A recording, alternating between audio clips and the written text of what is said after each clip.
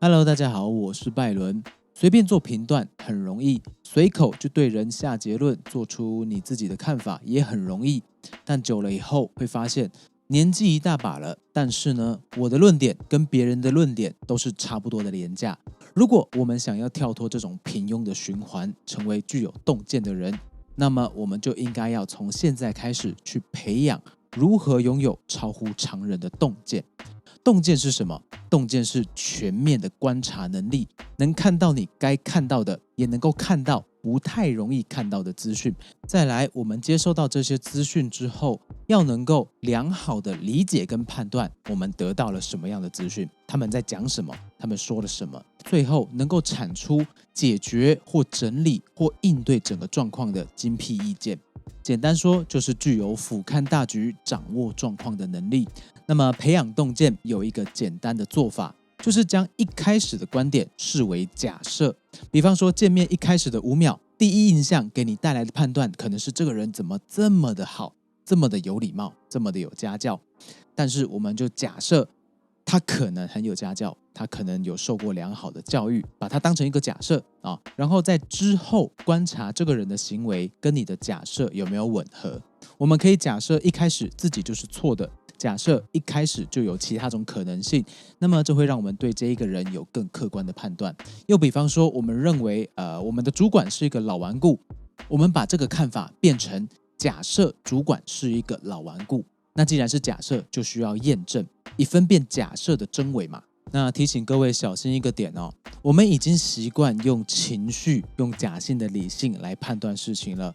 所以在转换成假设之前，我们主观往往已经有判断，已经有了一个定见，导致我们在进行假设验证的方向中，证实定见会比推翻成见容易。这也很符合人性啊，去找证据支持自己的看法，跟找证据打自己的脸，谁比较容易呢？当然是前者啦。但我们既然要培养洞见，自然需要排除自己的盲区，证明自己的假设错误跟证明自己的假设正确一样具有重要的价值哦。会出现盲区，就是因为我们想的看的不够全面，而身为人，我们通常会认为自己是有理的，自己是对的，所以在刚开始培养洞见的时候，直接做反方向的论证会是很有效率的做法。比方说，这个人给你的感觉真的很好，那么你就先去论证他是装的，是假的，再追加认证他是真的，他是真的这么好。一连 combo 下来，你对他的看法会比较客观，比你一开始直觉判断可能客观一些，对吧？又比方说，你看到一个很好的职缺，看到一个很好的投资机会，你先怀疑，这件事情它是真的吗？你去论证它可能是真的吗？再去论证它如果是诈骗呢？通常这种捡便宜好事情不会随便公开让大家捡，而且还能够在你逛网拍、逛一些奇奇怪怪的网站的时候被你看到，给你捡起来。一旦你多了一层论证的空间你多想了一点，我相信你被骗的几率就会降低很多。至少这些东西他们往往经不起检验嘛。而且你在做资讯、再去做论证的时候，你就会发现这个东西是有蹊跷。希望大家的血汗钱都能够守得住啊。那我们经过这样一个把一开始的意见变成假设，不管你是正论、反证，或者是用什么样的方法去论证你的假设是不是正确，你会因此得到真正的正解吗？你会得到标准正确的答案吗？答案是不一定，才没有什么真正的正确答案。但是这样可以给你的大脑来一场肌肉锻炼，给你的思考方式来一场磨练，让你可以从中淬炼出更有价值的意见，从而辅助自己的行动、自己的言行跟决策更具有品质。那么我们用假设的方式，虽然足够给自己的观察和思考能力带来刺激，但为了避免陷入象牙塔，我们还需要第三者意见来辅助我们这个过程。这是一个简便的方法哦。要怎么做呢？很简单，就是取得利害关系人之外第三者的意见，来强化我们的思考面向。这个第三者如果是假想的，也会有作用哦。相信你们一定听过6顶思考帽这个决策方法。那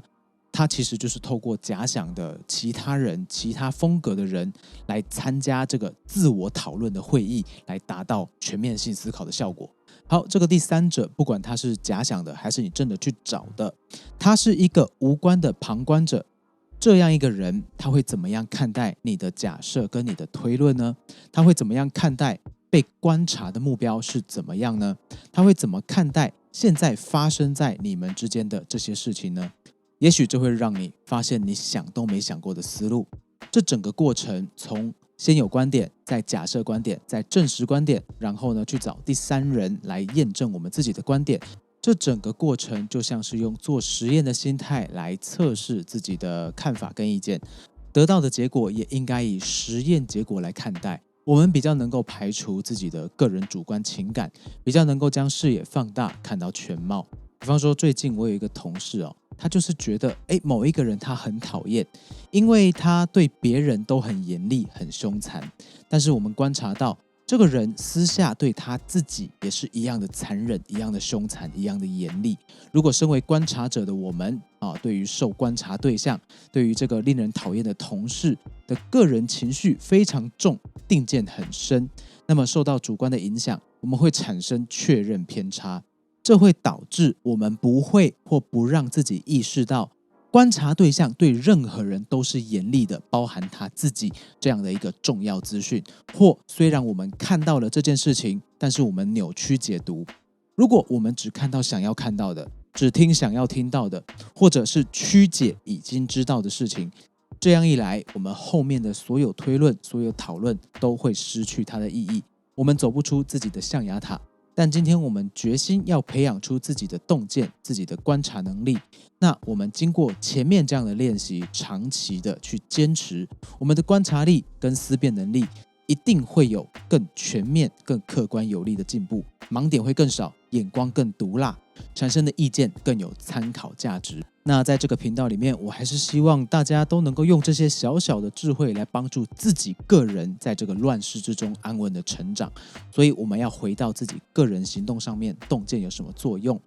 洞见毕竟是一个心智活动的产物，产生实质作用的仍然是你有了这个意见以后，你之后会采取什么样的行动。也就是说，产生洞见是你的策略部门，而采取行动是你的业务单位，两者必须要互相配合，才能够产生加成的效果。如果经历了刚刚的过程之后，还可以建立出一套行动方针或者是判断标准的优化，让自己以后可以站在越来越高却依然强韧的基础上，那么我们一定可以产生越来越高品质的行动，最少我们掌握状况的能力会越来越毒辣。那么希望这一期对你有一点点的帮助。我是拜伦，还行的话记得3点订阅留言，我们下次见喽。